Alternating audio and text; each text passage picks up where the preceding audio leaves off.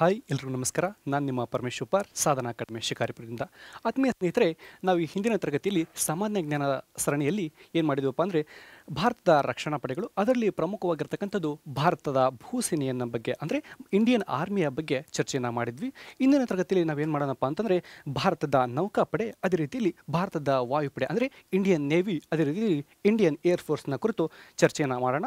ಹಾಗಿದ್ರೆ ಇನ್ನೂ ಯಾರೆಲ್ಲ ನಮ್ಮ ಚಾನಲ್ನ ಸಬ್ಸ್ಕ್ರೈಬ್ ಮಾಡ್ಕೊಂಡಿಲ್ಲ, ಸಬ್ಸ್ಕ್ರೈಬ್ ಮಾಡ್ಕೊಳ್ಳಿ. ಅದೇ ರೀತಿಯಲ್ಲಿ ನಿಮ್ಮೆಲ್ಲ ಸ್ನೇಹಿತರು ಕೂಡ ಶೇರ್ ಮಾಡಿ ಅಂತ ಹೇಳ್ತಾ, ಇದನ್ನ ಪ್ರಮುಖವಾಗಿರ್ತಕ್ಕಂತಹ ಕ್ಲಾಸ್ ಭಾರತೀಯ ನೌಕಾಪಡೆ ಎಲ್ಲರೂ ನೋಡಿ. ನಿಮ್ಗೆಲ್ರಿಗೂ ಗೊತ್ತು, ಭಾರತ ಸುಮಾರು 7516.6 ಕಿಲೋಮೀಟರ್ಗಳಷ್ಟು ಕರಾವಳಿ ಗಡಿಯನ್ನು ಹೊಂದಿರುವಂಥದ್ದು, ಅಂದರೆ ಜಲಗಡಿಯನ್ನು ಹೊಂದಿರುವಂಥದ್ದು. ಸುಮಾರು 9 ರಾಷ್ಟ್ರಗಳು, 9 ನೆರೆಹೊರೆಯ ರಾಷ್ಟ್ರಗಳನ್ನು ಭಾರತ ಹೊಂದಿರತಕ್ಕಂಥದ್ದು. ನೆರೆಹೊರೆಯ ರಾಷ್ಟ್ರಗಳು.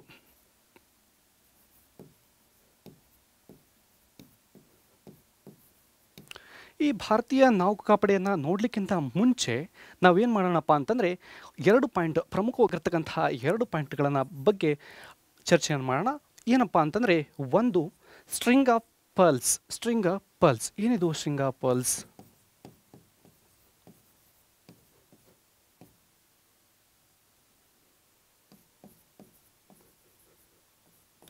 ಸ್ಟ್ರಿಂಗ್ ಆಫ್ ಪರ್ಲ್ ಸ್ಟ್ರಾಟಜಿ, ಅದೇ ರೀತಿಯಲ್ಲಿ ನೆಕ್ಲೆಸ್ ಆಫ್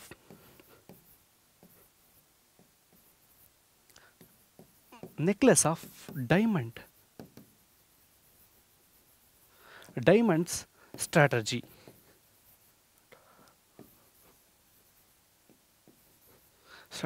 ಏನಿದು ಹಾಗಿದ್ರೆ ಸ್ಟ್ರಿಂಗ್ ಆಫ್ ಪರ್ಲ್ಸ್ ಮತ್ತು ನೆಕ್ಲೆಸ್ ಆಫ್ ಡೈಮಂಡ್ ಸ್ಟ್ರಾಟಜಿ ಅಂತ ನೋಡೋದಾದರೆ, ಮೊದಲನೇದಾಗಿ ಈ China's string of pearl strategy.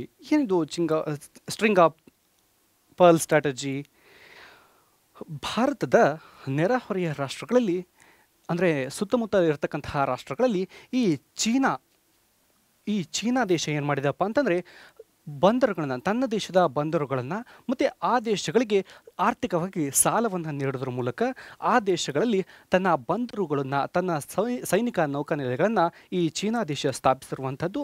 ಹಾಗಿದ್ರೆ ಯಾವೆಲ್ಲ ಸೈನಿಕ ನೌಕಾನೆಲೆಯನ್ನು ಈ ಚೀನಾ ದೇಶ ಭಾರತದ ನೆರೆಹೊರೆಯ ರಾಷ್ಟ್ರಗಳಲ್ಲಿ ಸ್ಥಾಪನೆ ಮಾಡಿದೆ ಅನ್ನೋದನ್ನು ನೋಡೋದಾದರೆ, ಮೊದಲನೇದಾಗಿ ಪಾಕಿಸ್ತಾನದಲ್ಲಿ ಗ್ವಾದಾರ ಪೋರ್ಟನ್ನು ನಿರ್ಮಾಣ ಮಾಡಿರುವಂಥದ್ದು. ಈ ಗ್ವಾದಾರ ಪೋರ್ಟ್ ನಿರ್ಮಾಣ ಮಾಡಿರೋದು ಅಷ್ಟೇ ಅಲ್ಲ, ಇಲ್ಲಿ ಒಂದು ಸೈನಿಕ ಕ್ಯಾಂಪನ್ನು ನಿರ್ಮಾಣ ಮಾಡಿರುವಂಥದ್ದು. ಅದೇ ರೀತಿಯಲ್ಲಿ ಈ ಪಾಕಿಸ್ತಾನದಲ್ಲಿ ಚೀನಾ ಪಾಕಿಸ್ತಾನ್ ಎಕನಾಮಿಕ್ ಕಾರಿಡಾರನ್ನು ಕೂಡ ಸ್ಥಾಪನೆ ಮಾಡಿರುವಂಥದ್ದು. ಅದೇ ರೀತಿ ನೆಕ್ಸ್ಟ್ ಬರೋದಾದರೆ ಬಾಂಗ್ಲಾದೇಶದಲ್ಲಿ ಚಿತ್ತಗಾಂಗ್ ಅಂತಕ್ಕಂತಹ ಒಂದು ಬಂದರು ಇರತಕ್ಕಂಥದ್ದು. ಈ ಚಿತ್ತಗಾಂಗ್ ಬಂದರಿನ ನಿರ್ಮಾಣಕ್ಕೆ ಚೀನಾ ಏನು ಮಾಡಿದಪ್ಪ ಅಂದರೆ ಸಾಲವನ್ನು ನೀಡಿರೋದು ಅಷ್ಟೇ ಅಲ್ಲ, ಇಲ್ಲಿ ತನ್ನ ಸೈನಿಕ ನೌಕಾನೆಲೆಯನ್ನು ಸ್ಥಾಪಿಸಿರುವಂಥದ್ದು. ಇನ್ನು ನೆಕ್ಸ್ಟ್ ಬರ್ತಕ್ಕಂಥದ್ದು ಮಯನ್ಮಾರ್ ದೇಶದೊಳಗೆ ಈ ಚೀನಾ ಏನು ಮಾಡಿದಪ್ಪ ಅಂದರೆ ಕ್ಯಾಕ್ಪಿಯು ಅಂತಕ್ಕಂತಹ ಕ್ಯಾಕ್ಪಿಯು ಅಂತಕ್ಕಂತಹ ಬಂದರನ್ನು ನಿರ್ಮಾಣ ಮಾಡಿದೆ. ಆ ಬಂದರಿಗೆ ಆರ್ಥಿಕವಾಗಿರ್ತಕ್ಕಂತಹ ಸಹಾಯಧನವನ್ನು ಈ ದೇಶ ನೀಡುವಂಥದ್ದು. ಅದೇ ರೀತಿಯಾಗಿ ನೆಕ್ಸ್ಟ್ ಬರೋದಾತಪ್ಪ ಅಂದರೆ ಶ್ರೀಲಂಕಾ. ಈ ಶ್ರೀಲಂಕಾದಲ್ಲಿರ್ತಕ್ಕಂತಹ ಪ್ರಮುಖ ಬಂದರು ಯಾವುದಪ್ಪ ಅಂದರೆ ಹಂಬನ್ತೋಟ ಪೋರ್ಟ್ ಅಂತ ಕರೀತಾರೆ. ಈ ಹಂಬನ್ತೋಟ ಪೋರ್ಟ್ನ ನಿರ್ಮಾಣ ಮಾಡಲಿಕ್ಕೆ ಚೀನಾ ದೇಶ ಆರ್ಥಿಕ ನೆರವನ್ನು ನೀಡಿರುವಂಥದ್ದು. ಈ ಶ್ರೀಲಂಕಾದ ಹಂಬನ್ತೋಟ ಬಂದರನ್ನು 99 ವರ್ಷಗಳಿಗೆ ಶ್ರೀಲಂಕಾ ದೇಶ ಏನು ಮಾಡಿದಪ್ಪ ಅಂದರೆ ಚೀನಾ ದೇಶಕ್ಕೆ ಲೀಸಿಗೆ ಕೊಟ್ಟಿರುವಂಥದ್ದು. ಈ ಹಂಬನ್ತೋಟ ಬಂದರನ್ನು 99 ವರ್ಷಗಳ ಅವಧಿಯವರೆಗೆ ಈ ಚೀನಾ ದೇಶಕ್ಕೆ ಲೀಸಿಗೆ ಕೊಟ್ಟಿರುವಂಥದ್ದು. ಇನ್ನು ನೆಕ್ಸ್ಟ್ ಬರ್ತಕ್ಕಂಥದ್ದು ಈ ಪಾರ್ಟ್ ಒಳಗೆ ಮಾಲ್ಡೀವ್ಸ್ ಕಂಡು ಬರ್ತದೆ. ಈ ಮಾಲ್ಡೀವ್ಸ್ನೊಳಗೆ ಮಾಲೆ ಬಂದರು ಕಂಡು ಬರುವಂಥದ್ದು. ಈ ಮಾಲೆ ಬಂದರಿಗೂ ಕೂಡ ಆರ್ಥಿಕ ನೆರವನ್ನು ಈ ಚೀನಾ ದೇಶ ಮಾಡಿರುವಂಥದ್ದು. ಯಾಕೆ ಮಾಡಿದೆ ಹಾಗಿದ್ರೆ, ಈ ಭಾರತ ಇದೆಯಲ್ಲ, ಈ ಭಾರತ ರಾಷ್ಟ್ರವನ್ನು ಆರ್ಥಿಕವಾಗಿ ಕುಗ್ಗಿಸ್ತಕ್ಕಂತಹ ಕೆಲಸವನ್ನು, ಆರ್ಥಿಕವಾಗಿ ಹಿನ್ನಡೆಯುವಂಥ ಕೆಲಸವನ್ನು ಯಾರು ಮಾಡ್ತಾ ಇದ್ದಾರಪ್ಪ ಅಂದರೆ ಚೀನಾ ದೇಶ ಮಾಡ್ತಾ ಇರುವಂಥದ್ದು. ಹಾಗಿದ್ರೆ ಇದನ್ನೆಲ್ಲ ನೋಡಿಕೊಂಡು ಭಾರತ ಕೂಡ ಸುಮ್ಮನಿಲ್ಲ. ಏನು ಮಾಡಿದೆ? ಚೀನಾಕ್ಕೆ ವಿರುದ್ಧವಾಗಿರ್ತಕ್ಕಂತಹ ಒಂದು ಸ್ಟ್ರಾಟಜಿಯನ್ನು ಭಾರತ ಕೂಡ ಮಾಡಿರುವಂಥದ್ದು. ಅದಕ್ಕೆ ಏನಂತ ಕರೀತಾರೆ ಅಂದರೆ ನೆಕ್ಲೆಸ್ ಆಫ್ ಡೈಮಂಡ್ ಸ್ಟ್ರಾಟಜಿ. ಏನು ನೆಕ್ಲೆಸ್ ಆಫ್ ಡೈಮಂಡ್ ಸ್ಟ್ರಾಟಜಿ. ಹಾಗಿದ್ರೆ ಏನದು ನೆಕ್ಲೆಸ್ ಆಫ್ ಡೈಮಂಡ್ ಸ್ಟ್ರಾಟಜಿ ಅಂತ ನೋಡೋದಾದರೆ,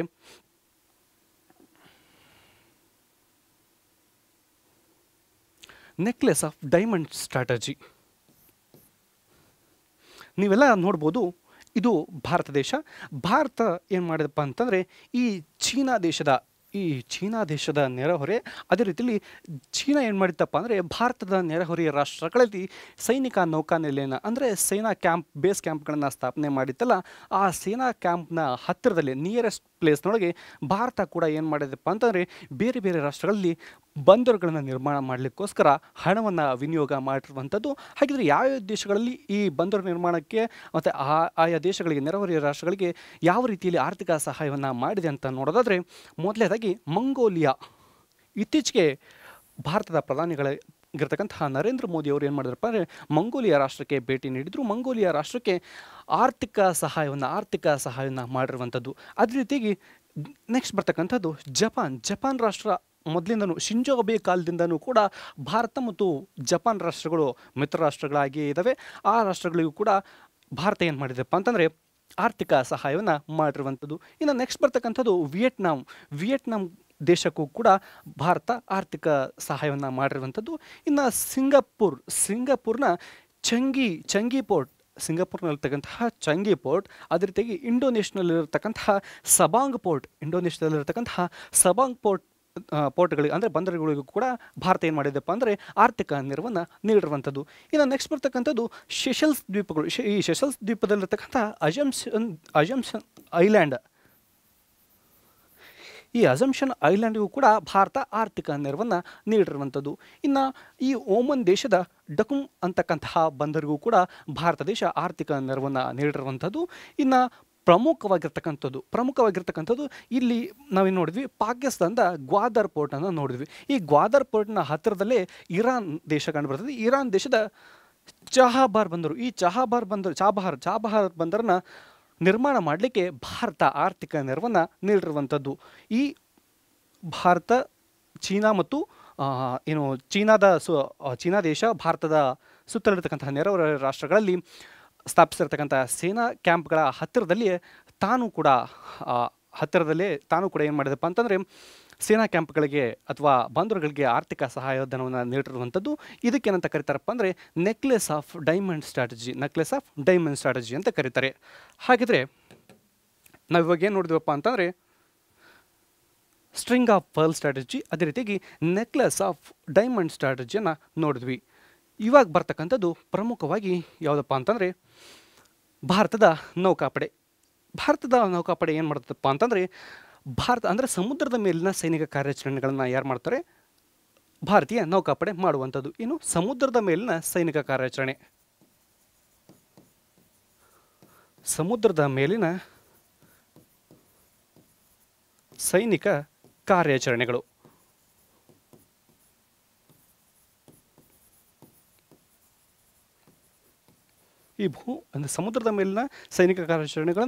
ಈ ಭಾರತೀಯ ನೌಕಾಪಡೆ ಮಾಡುವಂಥದ್ದು.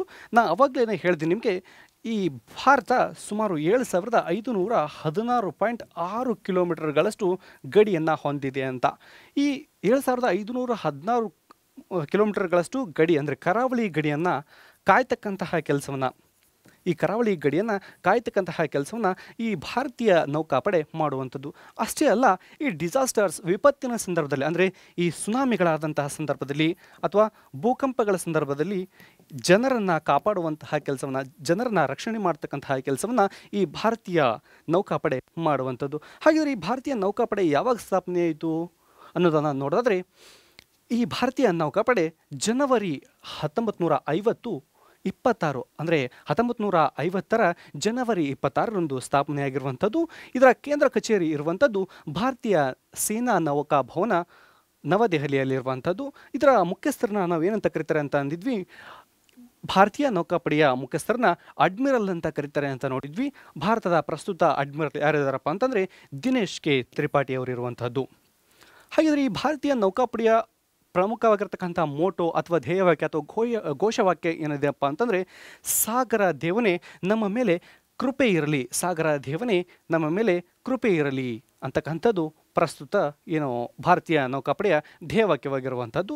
ಪ್ರತಿ ವರ್ಷ ಡಿಸೆಂಬರ್ 4 ಭಾರತೀಯ ವಾಯುಪಡೆ ಅಥವಾ ಭಾರತೀಯ ನೌಕಾ ದಿನವನ್ನಾಗಿ ಆಚರಣೆಯನ್ನು ಮಾಡಲಾಗ್ತಾ ಇದೆ. ಹಾಗಿದ್ರೆ ಏನಿದು ಡಿಸೆಂಬರ್ 4 ಯಾಕೆ ಭಾರತೀಯ ನೌಕಾ ದಿನವನ್ನಾಗಿ ಆಚರಣೆ ಮಾಡಲಾಗ್ತದೆ ಅಂತ ನಾನು ನೋಡೋದಾದರೆ 1971 ಏನಾಗಿತ್ತಪ್ಪ ಅಂದರೆ ಭಾರತ ಮತ್ತು ಅಂದರೆ ಇಂಡಿಯಾ ಮತ್ತು ಪಾಕಿಸ್ತಾನ್ ಯುದ್ಧ ಆಗಿತ್ತು.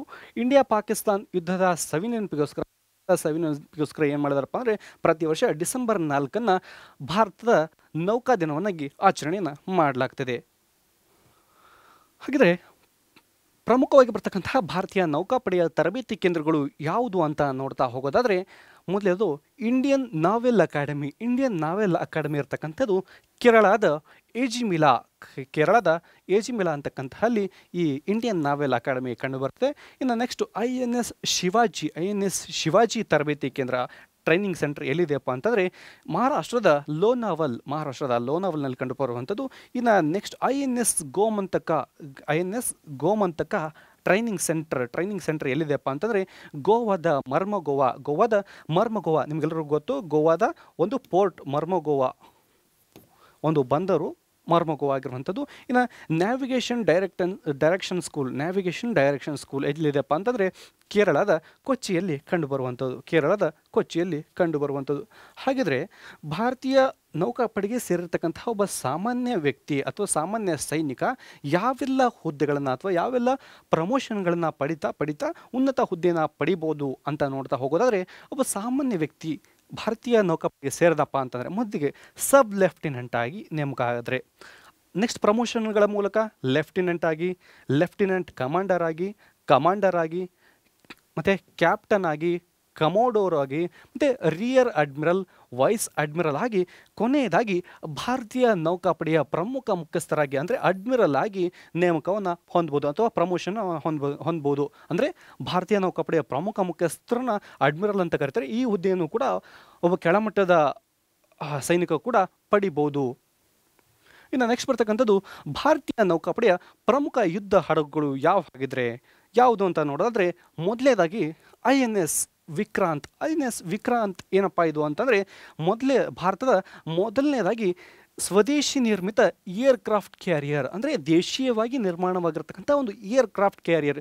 ಏನಿದೆ ಏರ್ಕ್ರಾಫ್ಟ್ ಕ್ಯಾರಿಯರ್ ಅಂದರೆ ಯುದ್ಧ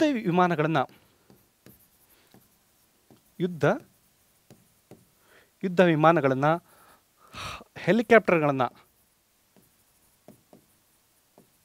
ಹೆಲಿಕಾಪ್ಟರ್ಗಳನ್ನು ಹೊತ್ತೊಯ್ತಕ್ಕಂತಹ ಒಂದು ವಾಹಕವಾಗಿ ಈ INS ವಿಕ್ರಾಂತ್ ಕೆಲಸವನ್ನು ಮಾಡುವಂಥದ್ದು. ಈ INS ವಿಕ್ರಾಂತನ್ನು ಆತ್ಮನಿರ್ಭರ್ ಭಾರತ್ ಯೋಜನೆಯ ಅಡಿಯಲ್ಲಿ ಸಿದ್ಧಪಡಿಸಿರುವಂಥದ್ದು. ಏನಿದು ಆತ್ಮನಿರ್ಭರ್ ಭಾರತ್ ಯೋಜನೆ? ಈ ಆತ್ಮನಿರ್ಭರ್ ಭಾರತ್ ಯೋಜನೆ 2020 ಮೇ ತಿಂಗಳಿನಲ್ಲಿ ಜಾರಿಗೆ ಬಂದಿರುವಂಥದ್ದು. ಈ ಆತ್ಮನಿರ್ಭರ್ ಭಾರತ್ ಯೋಜನೆಯನ್ನು ನರೇಂದ್ರ ಮೋದಿಯವರು ಜಾರಿಗೆ ತಂದಿರುವಂಥದ್ದು. ಅಂದರೆ ಜಾಗತಿಕವಾಗಿ ಭಾರತವನ್ನು ಒಂದು ಸದೃಢ ರಾಷ್ಟ್ರವನ್ನಾಗಿ ಮಾಡಲಿಕ್ಕೋಸ್ಕರ ಈ ಆತ್ಮನಿರ್ಭರ್ ಭಾರತ್ ಯೋಜನೆಯನ್ನು ಜಾರಿಗೆ ತಂದಿರುವಂಥದ್ದು.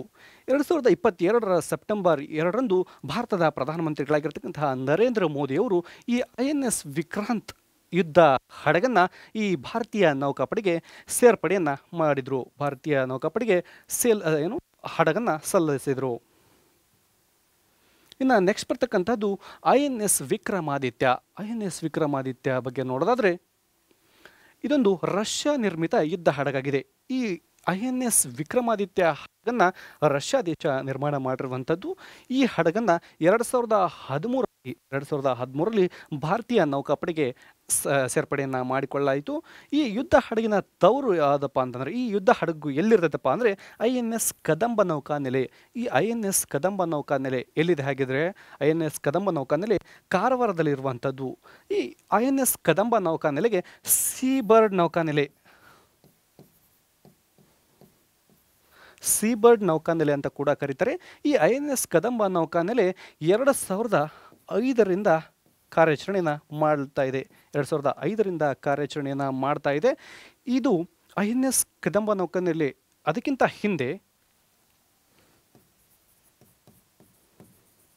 ಮುಂಬೈ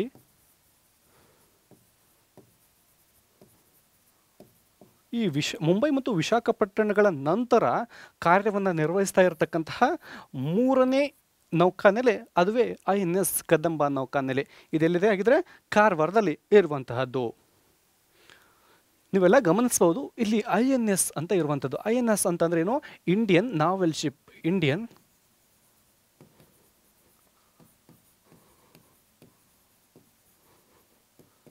ಇಂಡಿಯನ್ ನಾವೆಲ್ ಶಿಪ್ ಅಂದರೆ ಪ್ರಶ್ನೆ ಏನು ಬರ್ಬೋದು, ಭಾರತೀಯ ನೌಕಾಪಡೆಯಲ್ಲಿ INS ಅಂದ್ರೇನು? ಅಂದರೆ INSನ ವಿಸ್ತೃತ ರೂಪ ಏನಪ್ಪ ಅಂತಂದರೆ ಇಂಡಿಯನ್ ನಾವೆಲ್ ಶಿಪ್. ಸರಿನಾ? ಇನ್ನು ನೆಕ್ಸ್ಟ್ ಬರ್ತಕ್ಕಂಥದ್ದು INS ಜಲಾಶ್ವ. ಏನಿದು INS ಜಲಾಶ್ವ? ಈ INS ಜಲಾಶ್ವ ಯುದ್ಧ ಹಡಗನ್ನು ಅಮೇರಿಕಾ ದೇಶ ನಿರ್ಮಾಣ ಮಾಡಿರುವಂಥದ್ದು. ಅಮೇರಿಕಾ ದೇಶ ನಿರ್ಮಿಸಿರ್ತಕ್ಕಂಥದ್ದು ಈ INS ಜಲಾಶ್ವ. ಭಾರತೀಯ ನೌಕಾಪಡೆಯ ಬಹು ಉಪಯೋಗಿ ಅಂದರೆ ಬಹಳ ಸುಮಾರು ಕೆಲಸಗಳಿಗೆ ಈ ಯುದ್ಧ ಹಡಗನ್ನು ಬಳಸಲಾಗ್ತಾ ಇದೆ. ಹಾಗಾದರೆ ಯಾವ್ಯಾವ ಕೆಲಸಗಳಿಗೆ ಈ ಹಡಗನ್ನು ಬಳಸಲಾಗ್ತಾ ಇದೆ ಅಂತ ನೋಡೋದಾದರೆ, ಈ ಹಡಗನ್ನು ರಕ್ಷಣಾತ್ಮಕ ಕೆಲಸಗಳಿಗೆ ಅಂತಂದರೆ ವಿದೇಶಗಳಲ್ಲಿ ಅಂದರೆ ಬೇರೆ ದೇಶಗಳಲ್ಲಿ ಆಗಿರ್ತಕ್ಕಂತಹ ಆಂತರಿಕ ಯುದ್ಧಗಳು, ಆಂತರಿಕ ಕಲಹಗಳು, ಆಂತರಿಕ ಯುದ್ಧ,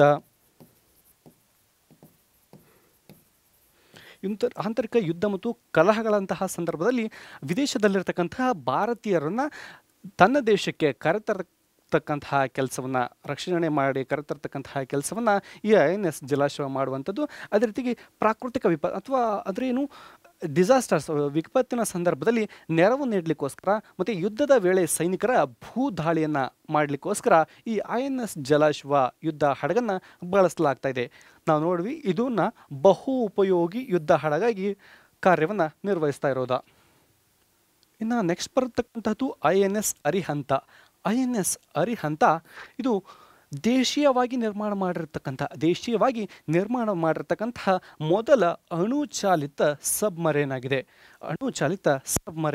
ಹಾಗಿದ್ರೆ ಏನಿದು ಸಬ್ಮರೇನ್ ಅಂತಂದರೆ ಸಮುದ್ರದ ಅಂತರಾಳದಲ್ಲಿ ಕಾರ್ಯಾಚರಣೆಯನ್ನು ಮಾಡ್ತಕ್ಕಂತಹ ಯುದ್ಧ ಹಡಗುಗಳಿಗೆ ಏನಂತ ಕರೀತಾರೆ?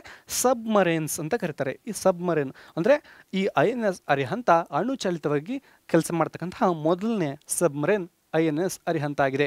ಈ ಸಬ್ಮರೀನನ್ನು ಅಂದರೆ INS ಅರಿಹಂತವನ್ನು ಆಂಧ್ರ ಪ್ರದೇಶದ ವಿಶಾಖಪಟ್ಟಣದಲ್ಲಿ ನಿರ್ಮಾಣ ಮಾಡಿರುವಂಥದ್ದು.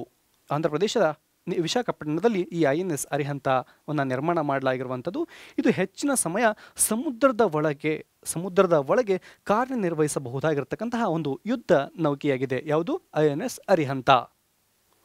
ಹಾಗಿದ್ರೆ ಆತ್ಮೀಯ ಸ್ನೇಹಿತರೆ, ನಾವು ಇದು ಏನು ನೋಡಿದಪ್ಪ ಅಂತಂದರೆ ಭಾರತೀಯ ನೌಕಾಪಡೆಯ ಕುರಿತು ಸವಿಸ್ತಾರವಾಗಿ ನೋಡಿದ್ವಿ. ಇವಾಗ ಭಾರತೀಯ ವಾಯುಪಡೆ ಇಂಡಿಯನ್ ಏರ್ಫೋರ್ಸ್ನ ಕುರಿತಾಗಿ ನೋಡಬೇಕು. ಹಾಗಿದ್ರೆ ಏನಿದು ಇಂಡಿಯನ್ ಏರ್ಫೋರ್ಸ್? ಯಾವಾಗ ಸ್ಥಾಪನೆ ಆಯಿತು? ಅದರ ಧ್ಯೇಯವಾಕ್ಯ ಏನು ಅನ್ನೋದನ್ನು ನೋಡೋದಾದರೆ, ಭಾರತೀಯ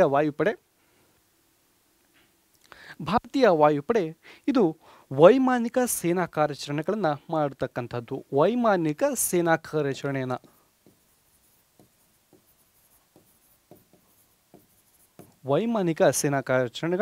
ಭಾರತೀಯ ವಾಯುಪಡೆ ಮಾಡ್ತಕ್ಕಂಥದ್ದು.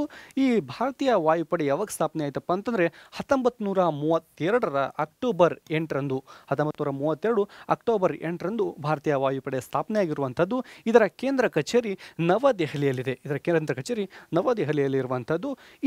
ಈ ಭಾರತೀಯ ವಾಯುಪಡೆಯ ಮೋಟೋ ಅಥವಾ ಧ್ಯೇಯವಾಕ್ಯ ಏನಿದೆಪ್ಪ ಅಂದರೆ touch the sky with glory. ಹಾಗಿದ್ರೆ ಇದಕ್ಕೆ ಸಂಸ್ಕೃತದಲ್ಲಿ ಏನಂತ ಕರೀತಾರಪ್ಪ ಅಂದರೆ ನವಸ್ಪರ್ಶ ದೀಪ್ತಂ ಅಂತ ಕರೀತಾರೆ. ಈ ಭಾರತೀಯ ವಾಯುಪಡೆಯ ಮುಖ್ಯಸ್ಥರನ್ನ ಏರ್ ಚೀಫ್ ಮಾರ್ಷಲ್ ಅಂತ ಕರೀತಾರೆ ಅಂತ ನಾವು ಹಿಂದಿನ ತರಗತಿಯಲ್ಲಿ ನೋಡಿದ್ವಿ. Air chief marshal. ಹಾಗಿದ್ರೆ ಪ್ರಸ್ತುತ ಈ ಏರ್ ಚೀಫ್ ಮಾರ್ಷಲ್ ಯಾರಿದ್ದಾರಪ್ಪ ಅಂತಂದರೆ ಅಮರ್ಪ್ರೀತ್ ಸಿಂಗ್ ರವರು ಭಾರತೀಯ ವಾಯುಪಡೆಯ ಮುಖ್ಯಸ್ಥರನ್ನು ನಾವು ಗಮನಿಸಬೇಕು. ಪ್ರತಿ ವರ್ಷ ಅಕ್ಟೋಬರ್ 8 ಪ್ರತಿ ವರ್ಷ ಅಕ್ಟೋಬರ್ 8 ಭಾರತೀಯ ವಾಯುಪಡೆ ದಿನವನ್ನಾಗಿ ಆಚರಣೆಯನ್ನು ಮಾಡಲಾಗ್ತದೆ. ಯಾಕಪ್ಪ ಅಂದರೆ ಭಾರತೀಯ ವಾಯುಪಡೆ ಸ್ಥಾಪನೆ ಆಗಿರತಕ್ಕಂಥದ್ದು ಕೂಡ ಅಕ್ಟೋಬರ್ 8. ಆ ದಿನದ ಸವಿನೆನಪಿಗೋಸ್ಕರ ಪ್ರತಿ ವರ್ಷ ಅಕ್ಟೋಬರ್ 8 ಭಾರತೀಯ ವಾಯುಪಡೆ ದಿನವನ್ನಾಗಿ ಆಚರಣೆಯನ್ನು ಮಾಡಲಾಗ್ತಾ ಇದೆ. ಇನ್ನು ಭಾರತೀಯ ವಾಯುಪಡೆಯ ಕಮಾಂಡ್ಗಳು ಅಥವಾ ರೆಜಿಮೆಂಟ್ಗಳು, ಭಾರತೀಯ ವಾಯುಪಡೆ ಸುಮಾರು 7 ರೆಜಿಮೆಂಟ್ ಅಥವಾ 7 ಕಮಾಂಡ್ಗಳನ್ನು ಹೊಂದಿರುವಂಥದ್ದು. ಮೊದಲನೇದು ಕಮಾಂಡ್ ಯಾವುದಪ್ಪ ಅಂದರೆ ಪೂರ್ವ ಕಮಾಂಡ್. ಈ ಪೂರ್ವ ಕಮಾಂಡ್ ಮೇಘಾಲಯದ ಶಿಲ್ಲಾಂಗ್ನಲ್ಲಿರುವಂಥದ್ದು. ಮೇಘಾಲಯದ ರಾಜಧಾನಿಯಾಗಿರ್ತಕ್ಕಂಥ ಶಿಲ್ಲಾಂಗ್ನಲ್ಲಿ ಈ ಪೂರ್ವ ಕಮಾಂಡ್ ಕಂಡು ಬರ್ತದೆ. ಇನ್ನು ನೆಕ್ಸ್ಟ್ ಬರ್ತಕ್ಕಂಥದ್ದು ಪಶ್ಚಿಮ ಕಮಾಂಡ್. ಪಶ್ಚಿಮ ಕಮಾಂಡ್ ರಾಷ್ಟ್ರದ ರಾಜಧಾನಿಯಾಗಿರ್ತಕ್ಕಂಥ ದೆಹಲಿಯಲ್ಲಿ ಕಂಡುಬರುವಂಥದ್ದು. ದಕ್ಷಿಣ ಕಮಾಂಡ್. ದಕ್ಷಿಣ ಕಮಾಂಡ್ ಕೇರಳದ ತಿರುವನಂತಪುರ ಅಂದರೆ ಕೇರಳದ ರಾಜಧಾನಿಯಾಗಿರ್ತಕ್ಕಂಥ ತಿರುವನಂತಪುರದಲ್ಲಿ ಕಂಡುಬರ್ತದೆ. ಇನ್ನು ಕೇಂದ್ರ ಕಮಾಂಡ್ ಉತ್ತರ ಪ್ರದೇಶದ ಅಲಹಾಬಾದ್ನಲ್ಲಿ ಕಂಡುಬರುವಂಥದ್ದು. ಉತ್ತರ ಪ್ರದೇಶದ ಅಲಹಾಬಾದ್. ಪ್ರಸ್ತುತ ಈ ಅಲಹಾಬಾದನ್ನು ಏನಂತ ಕರೀತಾರೆ? ಪ್ರಯಾಗ್ರಾಜ್. ಅಲಹಾಬಾದನ್ನು ಪ್ರಯಾಗ್ರಾಜ್ ಅಂತಂದು ಇತ್ತೀಚೆಗೆ ಮರುನಾಮಕರಣ ಮಾಡಲಾಗಿರುವಂಥದ್ದು. ಈ ಪ್ರಯಾಗ್ರಾಜಲ್ಲಿ ಇತ್ತೀಚೆಗೆ 144 ವರ್ಷಗಳಿಗೊಮ್ಮೆ ನಡೀತಕ್ಕಂತಹ ಮಹಾಕುಂಭಮೇಳ ನಡೆದಿರುವಂತಹದ್ದು. ಇನ್ನು ನೈಋತ್ಯ ಕಮಾಂಡ್. ಈ ನೈಋತ್ಯ ಕಮಾಂಡ್ ಎಲ್ಲಿ ಕಂಡು ಬರ್ತದಪ್ಪ ಅಂದರೆ ಗುಜರಾತ್ನ ಗಾಂಧಿನಗರದಲ್ಲಿ ಕಂಡುಬರುವಂಥದ್ದು. ಇವೆಲ್ಲ ಕಾರ್ಯಾಚರಣೆ ಮಾಡ್ತಕ್ಕಂತಹ ಕಮಾಂಡ್ಗಳಾದರೆ ಇನ್ನು 2 ಆಡಳಿತಾತ್ಮಕ ಕಮಾಂಡ್ಗಳು. ಒಂದು ಟ್ರೈನಿಂಗ್ ಕಮಾಂಡ್ ಎಲ್ಲಿದೆಯಪ್ಪ ಅಂದರೆ ಕರ್ನಾಟಕದ ರಾಜಧಾನಿಯಾಗಿರ್ತಕ್ಕಂಥ ಬೆಂಗಳೂರಿನಲ್ಲಿರುವಂಥದ್ದು. ಇನ್ನು ಮೇಂಟೆನೆನ್ಸ್ ಕಮಾಂಡ್ ಎಲ್ಲಿ ಕಂಡು ಬರ್ತದಪ್ಪ ಅಂದರೆ ಮಧ್ಯಪ್ರದೇಶದ ನಾಗ್ಪುರದಲ್ಲಿ ಕಂಡುಬರುವಂಥದ್ದು. ಮಧ್ಯಪ್ರದೇಶದ ನಾಗ್ಪುರದಲ್ಲಿ.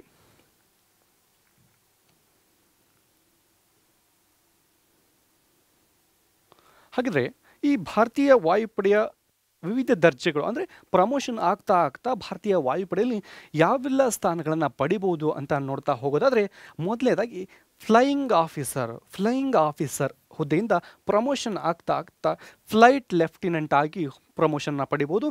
ನೆಕ್ಸ್ಟ್ ಸ್ಕ್ವಾಡ್ರನ್ ಲೀಡರ್ ಆಗ್ಬೋದು, ವಿಂಗ್ ಕಮಾಂಡರ್ ಆಗ್ಬೋದು. ವಿಂಗ್ ಕಮಾಂಡರ್ ಅಂತ ಅಂದಾಗ ನಿಮಗೆ ಒಂದು ಹೆಸರು ನೆನಪು ಬರ್ಬೋದು. ಯಾವುದು ಅಂತಂದರೆ ಅಭಿನಂದನ್ ವರ್ಧಮಾನ್.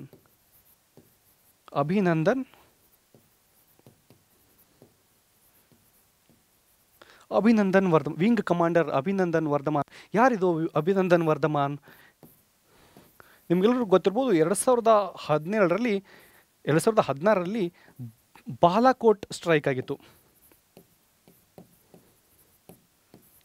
2016ರಲ್ಲಿ ಬಾಲಾಕೋಟ್ ಸ್ಟ್ರೈಕ್ನಲ್ಲಿ ಪ್ರಮುಖವಾಗಿ ಕೇಳಿಬಂದಿರತಕ್ಕಂತಹ ಹೆಸರು ಅಭಿನಂದನ್ ವರ್ಧಮಾನ್. ಇನ್ನು ನೆಕ್ಸ್ಟ್ ಪ್ರಮೋಷನ್ ಯಾವುದಪ್ಪ ಅಂತಂದರೆ ಗ್ರೂಪ್ ಕ್ಯಾಪ್ಟನ್ ಆಗಿ ಪ್ರಮೋಷನ್ ಪಡಿಬೋದು.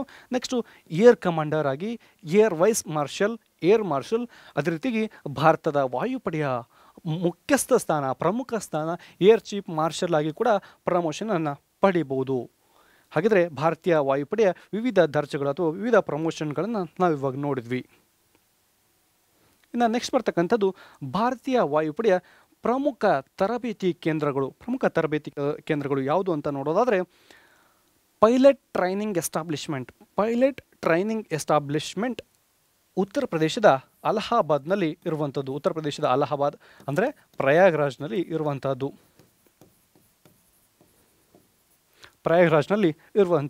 ಇನ್ನು ಏರ್ಫೋರ್ಸ್ ಅಡ್ಮಿನಿಸ್ಟ್ರೇಟಿವ್ ಕಾಲೇಜ್ ಎಲ್ಲಿ ಕಂಡು ಬರ್ತದಪ್ಪ ಅಂದರೆ ತಮಿಳುನಾಡಿನ ಕೊಯಮತ್ತೂರಿನಲ್ಲಿ ಕಂಡುಬರುವಂಥದ್ದು. ಇನ್ನು school of air version medicine ಇದು ಕರ್ನಾಟಕದ ಬೆಂಗಳೂರಿನಲ್ಲಿ ಕಂಡುಬರುವಂಥದ್ದು. ಇನ್ನು ಏರ್ಫೋರ್ಸ್ ಅಕಾಡೆಮಿ ಎಲ್ಲಿ ಕಂಡು ಬರ್ತದಪ್ಪ ಅಂದರೆ ಇದು ತೆಲಂಗಾಣದ ಹೈದರಾಬಾದ್ನಲ್ಲಿ ಕಂಡುಬರುವಂಥದ್ದು. ಎಲಿಮೆಂಟರಿ ಫ್ಲೈಯಿಂಗ್ ಸ್ಕೂಲ್ ಎಲ್ಲಿ ಕಂಡುಬರುತ್ತಪ್ಪ ಅಂದರೆ ಕರ್ನಾಟಕದ ಬೀದರ್ನಲ್ಲಿ ಕಂಡುಬರುವಂಥದ್ದು. ಹಾಗಿದ್ರೆ ಈ ಭಾರತೀಯ ವಾಯುಪಡೆಯ ಪ್ರಮುಖವಾಗಿರ್ತಕ್ಕಂಥ ಯುದ್ಧ ವಿಮಾನಗಳು ಯಾವುದು ಅಂತ ನೋಡೋದಾದರೆ ಮೊದಲೇ ಯುದ್ಧ ವಿಮಾನ ಅದುವೇ ಮಿಗ್-21. ಇದು ಭಾರತದ ಹಳೆಯ ಯುದ್ಧ ವಿಮಾನ. ಈ ಮಿಗ್-21 ಏನು ಮಾಡ್ತಪ್ಪ ಅಂತಂದರೆ 1963ರೊಳಗೆ ಭಾರತೀಯ ವಾಯುಪಡೆಗೆ ಯುದ್ಧ ವಿಮಾನವಾಗಿ ಸೇರ್ಪಡೆಯನ್ನು ಮಾಡಿಕೊಳ್ಳಾಯಿತು. ಈ MiG-21 ಅನ್ನು ಭಾರತೀಯ ವಾಯುಪಡೆಗೆ ಬೆನ್ನು ಹತ್ತಿದ ಕುದುರೆ ಅಂತ ಕರೀತಾರೆ.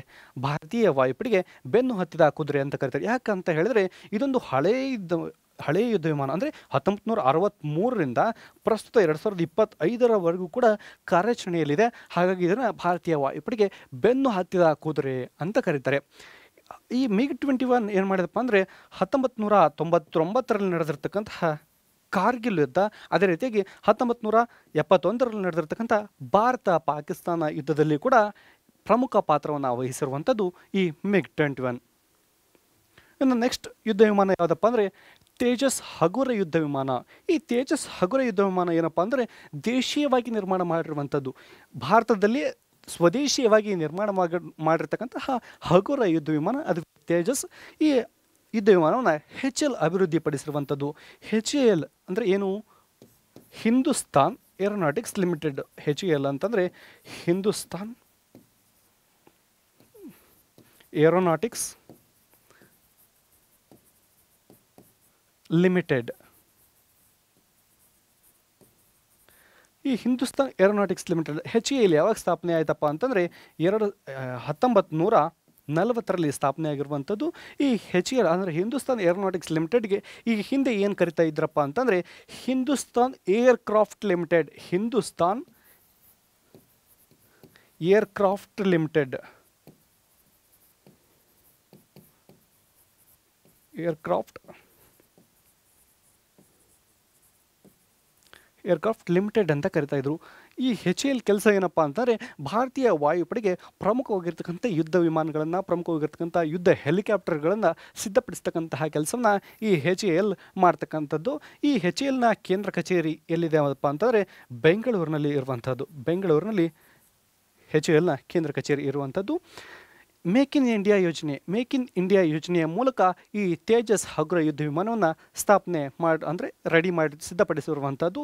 ಏನಿದು ಮೇಕ್ ಇನ್ ಇಂಡಿಯಾ ಯೋಜನೆ? ಈ ಮೇಕ್ ಇನ್ ಇಂಡಿಯಾ ಯೋಜನೆ ಯಾವಾಗ ಜಾರಿಗೆ ಬಂತಪ್ಪ ಅಂದರೆ 2014ರಲ್ಲಿ ಜಾರಿಗೆ ಬಂದಿರುವಂಥದ್ದು.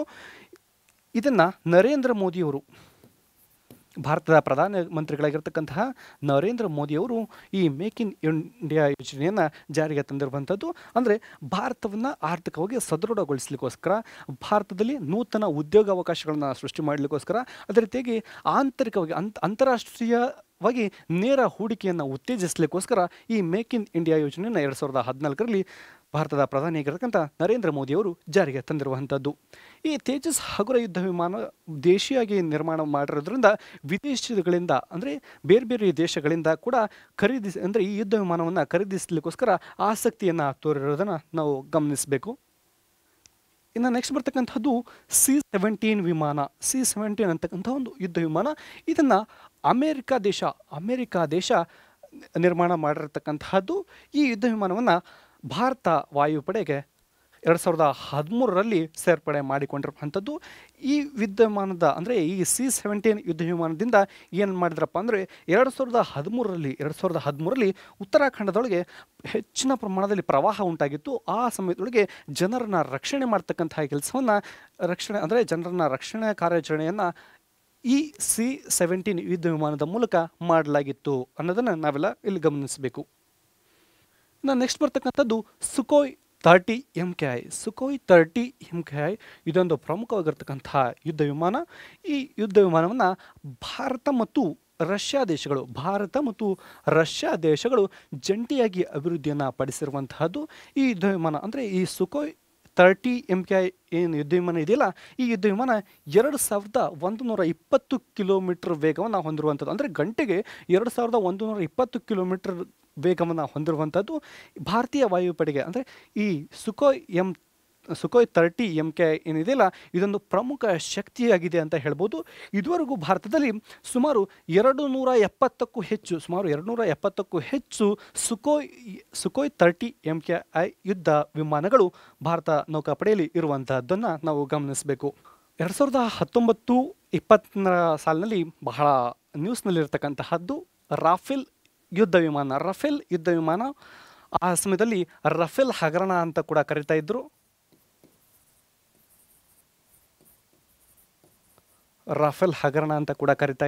ಅದೇನೇ ಇರಲಿ, ಈ ರಫೇಲ್ ಯುದ್ಧ ವಿಮಾನ ರಫೇಲ್ ಯುದ್ಧ ವಿಮಾನವನ್ನು ಫ್ರಾನ್ಸ್ನ ಡಸಾಲ್ಟ್ ಏವಿಯೇಷನ್ ಕಂಪ್ನಿ ಫ್ರಾನ್ಸ್ ದೇಶದಲ್ಲಿರ್ತಕ್ಕಂಥ ಒಂದು ಯುದ್ಧ ನಿರ್ಮಾಣ ಕಂಪನಿ ಡಸಾಲ್ಟ್ ಏವಿಯೇಷನ್ ಕಂಪ್ನಿ ನಿರ್ಮಾಣ ಮಾಡಿರುವಂಥದ್ದು. ಭಾರತ 2016 ಒಂದು ಒಪ್ಪಂದ ಮಾಡಿಕೊಳ್ತು. ಭಾರತದ ಆಗಿನ ಪ್ರಧಾನಮಂತ್ರಿ ಯಾರಿದ್ರಪ್ಪ ಅಂತ ನರೇಂದ್ರ ಮೋದಿ ಅವರು ಫ್ರಾನ್ಸ್ ದೇಶದ ಈ ಡಸಾಲ್ಟ್ ಏವಿಯೇಷನ್ ಕಂಪ್ನಿಯೊಂದಿಗೆ ಒಪ್ಪಂದ ಮಾಡಿಕೊಂಡ್ರು. ಏನಪ್ಪ ಅಂತಂದರೆ ಭಾರತ ದೇಶಕ್ಕೆ 36 ರಫೇಲ್ ಯುದ್ಧ ವಿಮಾನಗಳನ್ನು ಕೊಂಡುಕೊಳ್ಳೋಕ್ಕೋಸ್ಕರ ಖರೀದಿ ಮಾಡಲಿಕ್ಕೋಸ್ಕರ ಒಂದು ಒಪ್ಪಂದ ಮಾಡಿಕೊಂಡ್ರು. ಇದುವರೆಗೂ ಈ ರಫೇಲ್ ಯುದ್ಧ ವಿಮಾನಗಳು ಭಾರತಕ್ಕೆ ಹಂತ ಹಂತವಾಗಿ ಬರ್ತಾ ಇದ್ದಾವೆ. ರಫೇಲ್ಗಳು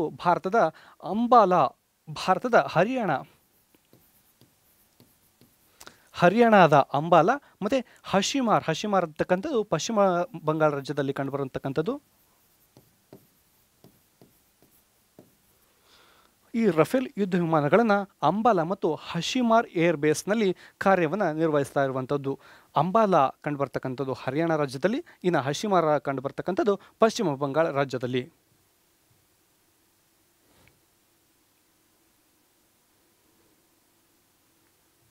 ಇನ್ನು ನೆಕ್ಸ್ಟ್ ಬರ್ತಕ್ಕಂಥದ್ದು ಮಿರಾಜ್ 2000. ಈ ಮಿರಾಜ್ 2000 ಯುದ್ಧ ವಿಮಾನವನ್ನು ಕೂಡ ಫ್ರಾನ್ಸ್ ದೇಶದ ಡಸಾಲ್ಟ್ ಏವಿಯೇಷನ್ ಕಂಪ್ನಿ ನಿರ್ಮಾಣ ಮಾಡಿರುವಂಥದ್ದು. ಈ ಯುದ್ಧ ವಿಮಾನವನ್ನು ಭಾರತೀಯ ವಾಯುಪಡೆಗೆ 1980ರಲ್ಲಿ ಸೇರ್ಪಡೆಯನ್ನು ಮಾಡಿಕೊಂಡಿರುವಂಥದ್ದು. ಈ ಮಿರಾಜ್ 2000 ಯುದ್ಧ ವಿಮಾನವನ್ನು 1999ರಲ್ಲಿ ನಡೆದಿರತಕ್ಕಂತಹ ಕಾರ್ಗಿಲ್ ಯುದ್ಧ, ಅದೇ ರೀತಿಯಾಗಿ 2019ರಲ್ಲಿ ನಡೆದಿರತಕ್ಕಂತಹ ಬಾಲಾಕೋಟ್ ಸ್ಟ್ರೈಕ್ನಲ್ಲಿ ಕೂಡ ಬಳಸಲಾಗಿತ್ತು.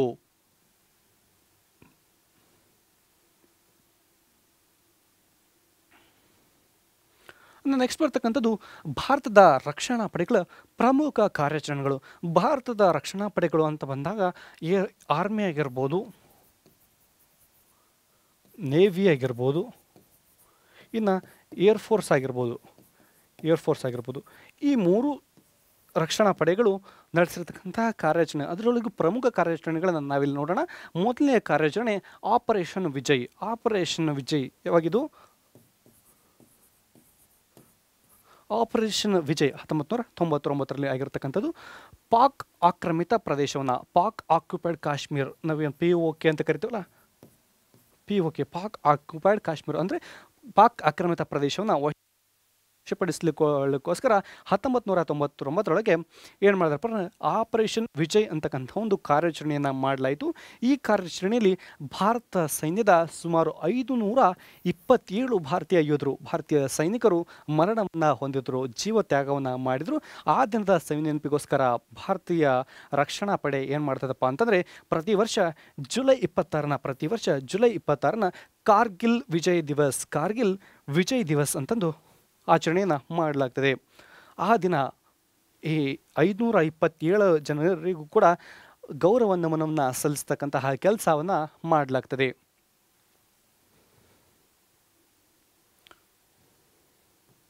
ಇನ್ನು ನೆಕ್ಸ್ಟ್ ಕಾರ್ಯಾಚರಣೆ ಯಾವುದಪ್ಪ ಅಂದರೆ ಆಪರೇಷನ್ ಸರ್ಜಿಕಲ್ ಸ್ಟ್ರೈಕ್. ಏನದು ಸರ್ಜಿಕಲ್ ಸ್ಟ್ರೈಕ್ ಅಂತಂದ್ರೆ ಏನಪ್ಪ ಅಂದರೆ ಒಂದು ಶತ್ರು ರಾಷ್ಟ್ರದಲ್ಲಿರ್ತಕ್ಕಂಥ ಒಂದು ನಿರ್ದಿಷ್ಟವಾಗಿರ್ತಕ್ಕಂತಹ ಸೈನಿಕ ಗುರಿಯನ್ನು ಗುರಿಯಾಗಿರಿಸಿಕೊಂಡು ಆ ಗುರಿಯ ಮೇಲೆ ಕಾರ್ಯಾಚರಣೆಯನ್ನು ಮಾಡ್ತಕ್ಕಂತಹದ್ದು, ಅದಕ್ಕೆ ಸರ್ಜಿಕಲ್ ಸ್ಟ್ರೈಕ್ ಅಂತ ಕರೀತಾರೆ. ನಿಮಗೆಲ್ಲರಿಗೂ ಗೊತ್ತಿರ್ಬೋದು, ಸೆಪ್ಟೆಂಬರ್ 18, 2016ರಲ್ಲಿ ಜಮ್ಮು ಕಾಶ್ಮೀರದ ಉರಿ ಸೇನಾ ಕ್ಯಾಂಪ್ ಮೇಲೆ ದಾಳಿಯನ್ನು ಕೈಗೊಂಡಿದ್ದರು.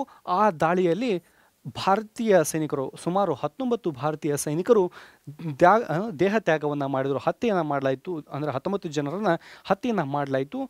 ಇದಕ್ಕೆ ಪ್ರತಿಯಾಗಿ ಭಾರತೀಯ ರಕ್ಷಣಾ ಪಡೆ ಏನು ಮಾಡ್ತಪ್ಪ ಅಂತಂದರೆ ಸೆಪ್ಟೆಂಬರ್ 28ರ ರಾತ್ರಿ ಏನು ಮಾಡ್ತಪ್ಪ ಅಂದರೆ ಭಾರತೀಯ ಭೂಸೇನೆ ಸರ್ಜಿಕಲ್ ಸ್ಟ್ರೈಕನ್ನು ನಡೆಸ್ತು. ಈ ದಿನದ ನೆನಪಿಗೋಸ್ಕರ ಸೆಪ್ಟೆಂಬರ್ 29 ಪ್ರತಿ ವರ್ಷ ಸರ್ಜಿಕಲ್ ಸ್ಟ್ರೈಕ್ ಡೇ ಅಂತಂದು ಆಚರಣೆಯನ್ನು ಮಾಡಲಾಗ್ತಾ ಇದೆ. ಇನ್ನು ನೆಕ್ಸ್ಟ್ ಬರ್ತಕ್ಕಂಥದ್ದು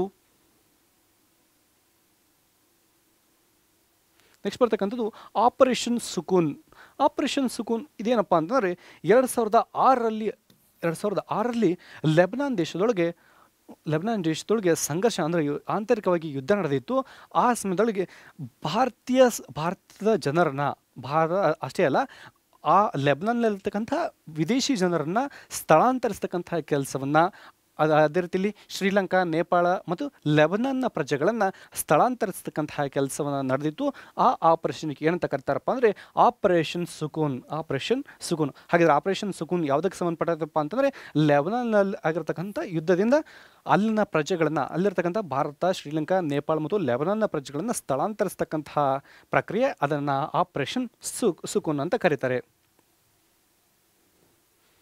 ಇನ್ನು ನೆಕ್ಸ್ಟ್ ಬರ್ತಕ್ಕಂಥದ್ದು operation blue star. Operation blue star ಅಂತಕ್ಕಂಥದ್ದು 1984ರಲ್ಲಿ ನಡೆದಿರುವಂಥದ್ದು. ನಿಮ್ಗೆಲ್ಲರಿಗೂ ಗೊತ್ತಿರ್ಬೋದು, ಪಂಜಾಬ್ನ ಅಮೃತ್ಸರದೊಳಗೆ ಗೋಲ್ಡನ್ ಟೆಂಪಲ್ ಇದೆ, ನಿಮ್ಗೆಲ್ರಿಗೂ ಗೊತ್ತು. ಆ ಗೋಲ್ಡನ್ ಟೆಂಪಲ್ ಮೇಲೆ ಸಿಖ್ ಉಗ್ರರು ದಾಳಿ ಮಾಡಿದ್ರು, ಅಲ್ಲಿ ಔತ್ಕೊಂಡಿದ್ರು, ಗೋಲ್ಡನ್ ಟೆಂಪಲ್ನಲ್ಲಿ ಔತ್ಕೊಂಡಿದ್ರು. ಅವರ ವಿರುದ್ಧ ಮಾಡಿರ್ತಕ್ಕಂತಹ ದಾಳಿ, ಅದಕ್ಕೇನಂತ ಕರೀತಾರಪ್ಪ ಅಂದರೆ ಆಪರೇಷನ್ ಬ್ಲೂ ಸ್ಟಾರ್ ಅಂತ ಕರೀತಾರೆ.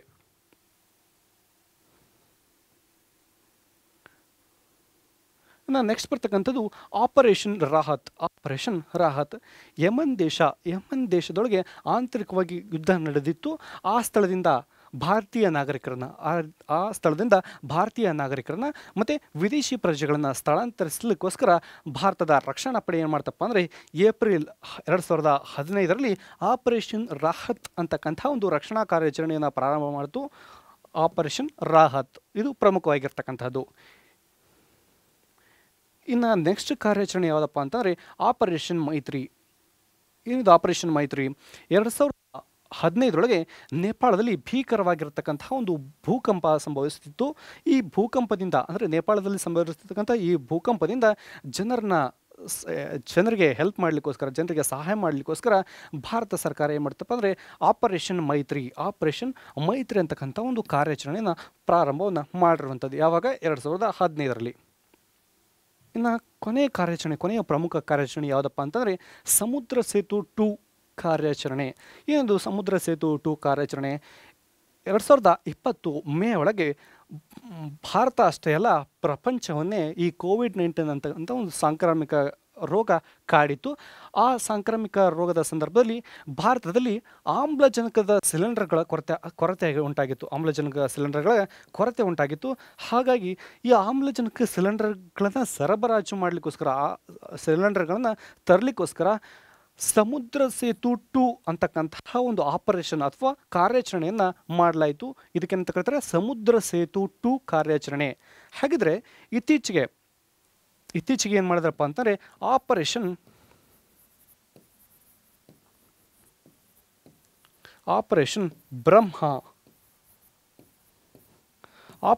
ಬ್ರಹ್ಮ ಅಂತಕ್ಕಂಥ ಒಂದು ಕಾರ್ಯಾಚರಣೆಯನ್ನು ಭಾರತೀಯ ರಕ್ಷಣಾ ಪಡೆ ಮಾಡಿರುವಂಥದ್ದು. ಹಾಗಿದ್ರೆ ಏನಿದು ಆಪರೇಷನ್ ಬ್ರಹ್ಮ ಅಂತಕ್ಕಂಥದ್ದನ್ನು ನೋಡೋದಾದರೆ,